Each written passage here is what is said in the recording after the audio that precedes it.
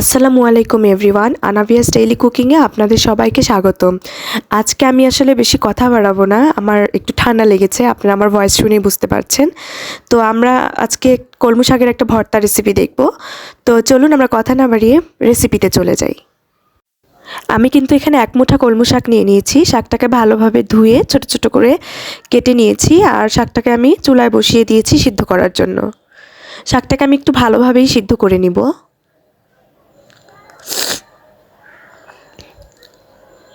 তো এই তো শাকটা কিন্তু সিদ্ধ হয়ে গেছে। এখন আমি শাকটার পানিটা ভালোভাবে ঝরিয়ে নিব, শাকটাকে নামিয়ে নিব। আপনারা একটা জালনিতে নামিয়ে নেবেন যাতে পানিটা ভালোভাবে ঝরতে পারে, শাকের মধ্যে যাতে কোনো রকম কোনো পানি না থাকে। আর জালনিতে ঢেলে নিয়ে এরকম একটা কাঠের চামচ দিয়ে আপনারা যদি একটু চেপে চেপে নেন, তাহলে শাকের যে এক্সট্রা অতিরিক্ত যে পানিটা, এটা কিন্তু সম্পূর্ণটাই বের হয়ে যাবে, শাকের মধ্যে আর কোনো পানি থাকবে না। আমি শাক থেকে পানি ঝরানোর জন্য এরকম একটা জালনিতে কিন্তু শাকটা ঢেলে নিয়েছি। আর এখানে চুলায় একটা আমি তাওয়া বসিয়ে দিয়েছি। তাওয়াটা ভালোভাবে গরম হয়ে গেলে এর মধ্যে আমি তেল দিয়ে দিব। এই তো আমি তেল দিয়ে দিলাম। তেলটাকেও মোটামুটি গরম করে নিতে হবে। তেলটা ভালোভাবে গরম হয়ে গেছে। আমি মিডিয়াম সাইজের একটা পেঁয়াজ কেটে নিয়েছি, এইভাবে করে কেটে নিয়েছি। পেঁয়াজটাকে আমি ভালোভাবে একটু ভেজে নিব।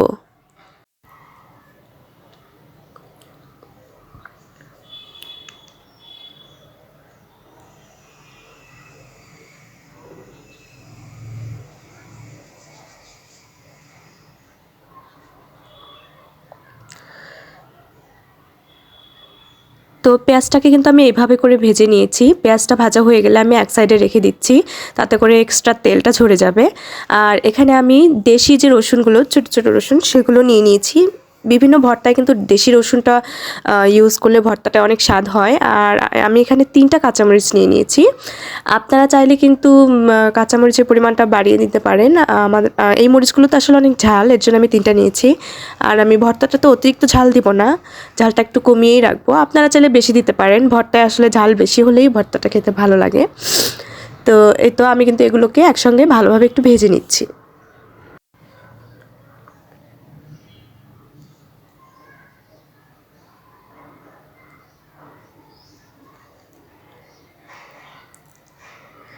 চুলার আঁচটাকে কিন্তু মিডিয়ামে রেখে ভাজবেন, তা না হলে কিন্তু কালার চলে আসবে, কিন্তু এগুলো সিদ্ধ হবে না।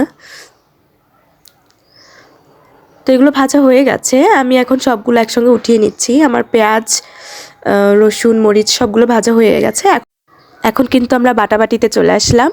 তো আমি এখন প্রথমেই এখানে পেঁয়াজ আর রসুন, মরিচ এগুলো দিয়ে বেটে নিব।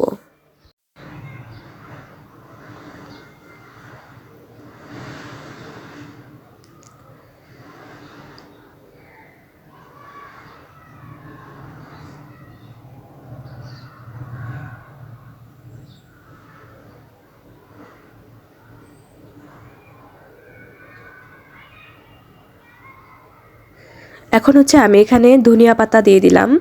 ধনিয়া পাতাগুলোকে আমি কেটে দিইনি, একবারে আস্তে আস্তে দিয়ে দিয়েছি। ভর্তাটাতে আমি ধনিয়া পাতাটা একটু বেশি দেওয়ার চেষ্টা করেছি। ধনিয়া পাতাটা বেশি দিলে ভর্তাটা খেতে অনেক স্বাদ হয়। তো এখন আমি কলমি শাকগুলোকে দিয়ে দিলাম।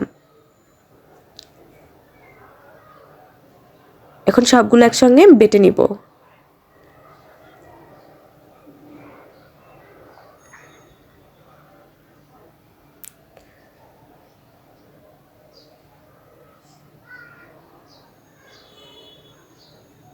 সবগুলোকে আমি আরেকবার বেটে নিচ্ছি ভালোভাবে।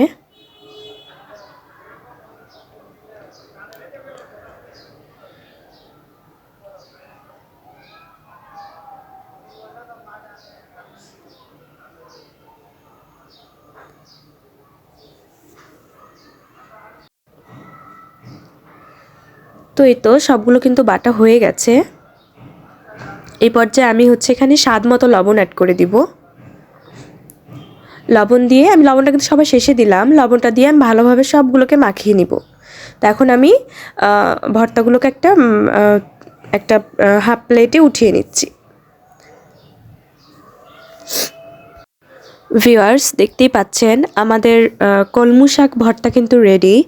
আর এই কলমু শাক ভর্তা কিন্তু আমি ফার্স্ট টাইম খেলাম, আমার কাছে কিন্তু অসম্ভব মজার লেগেছে। আপনারাও কিন্তু এটা ট্রাই করবেন, এটা খেতে কিন্তু অনেক মজার।